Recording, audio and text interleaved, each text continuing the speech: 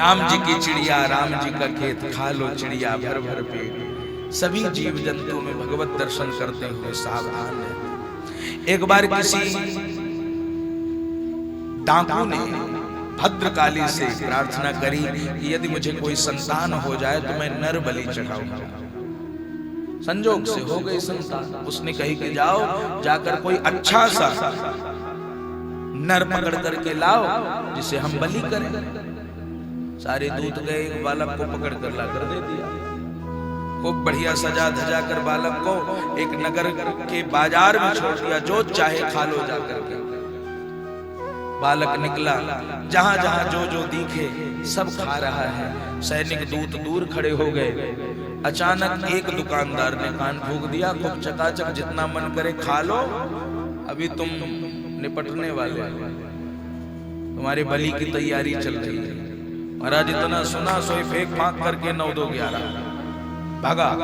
सारे सैनिक दूत घबराए, महाराज नर बलि जिसकी देनी थी वो भाग गया, अब तो डाकू नाराज हो जाएगा। तो भागते हुए सैनिक गए और जो खेतों में पहुंचे तो वहां पर एक खेत में एक खलिहान के समीप श्री भरत जी महाराज लेटे नजर आए। ए बाबा खड़ो है जा, इतना बोला तो खड़े हो गए भरत जी महाराज। चल हमारे साथ, चल दिया। लेकर के पहुंचे, खूब चकाचक भरत जी की आगे व्यवस्था कर दी, जो मन करे जितना खाओ। भरत जी ने चकाचक छान गोट लिया, खा पी लिया। सजा धजा करके अंत में बोले, इसी जगह पर अपनी गर्दन टिका करके लेट जाओ। लगा कर गर्दन लेट गए और जो लेकर तलवार, दिव्य भयंकर बड़ी तलवार थी पूजा की, उस तलवार को लेकर के श्री भरत जी का गर्दन जो ही काटने के लिए चले, सोई फाड़ के मूर्ति भद्रकाली प्रकट हो गई और छीन करके तलवार उस डाकू, उस अपने भक्त का गर्दन गला धड़ से अलग कर दिया।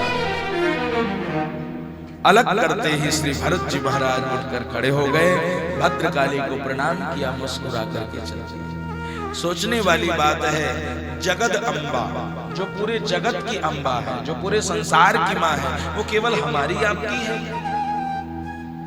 केवल संसार में जीव पुरुष स्त्री ही आते हैं और कोई नहीं आता।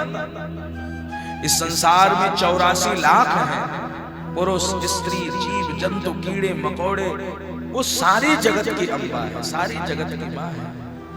और किसी अनमोल जीव को, किसी अनमोल जंतु को, किसी बकरे को, मुर्गे को, जीव को, जंतु को उसके आगे प्रस्तुत करके उसकी गर्दन को काट करके चढ़ाओ और कहो भगवती भोग करती है, तुम्हारी दुर्गति होगी।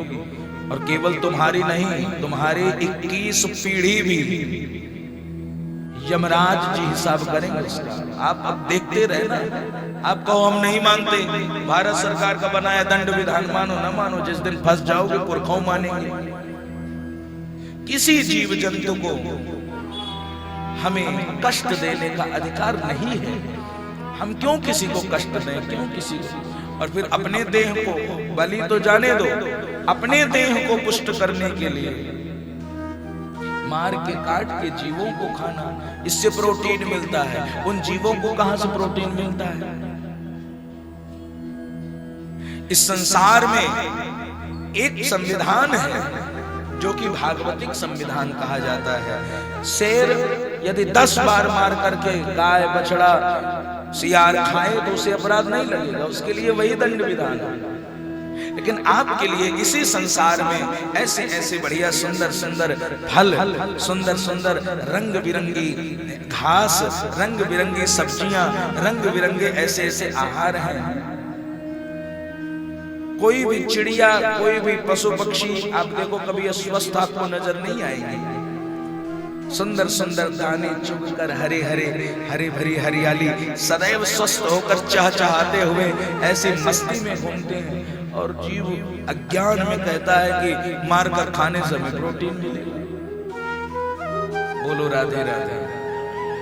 एक सही ब्रह्मचर्य का पालन करने वाला और सही नियम से शास्त्र के अनुसार सात्विक आहार लेने वाला, भगवती गौ के दुग्ध का पान करने वाला, श्री हरि की साधना करने वाला, यदि गर्दन पकड़ ले तो ये मांस और ये खाने वाले गर्दन हिला भी ना पाएंगे और उठाकर पटक के चढ़ जाएगा ऊपर। बोलो राधे राधे। इसलिए हमें ये सब से बचना चाहिए। किसी भी जीव, किसी भी जंतु का हम अपमान ना करें। श्री भरत जी महाराज को समझ में आ गई कि अभी मेरे कुछ प्रारब्ध कर्म कुछ शेष हैं, इसीलिए मेरी रक्षा हो। उस समय लगा कि अब प्रारब्ध पूरा हो गया, सो गर्दन रख दी, लेकिन रक्षा हो गई तो लगा प्रारब्ध शेष है, इसलिए उठे चल। जा करके पुनः वही खेत में पड़े हैं। जिस मृग को भरत के रूप में उन्होंने गंडकी के किनारे लिया था, उस मृग का उद्धार श्री भरत जी महाराज ने 3 जन्मों में किया।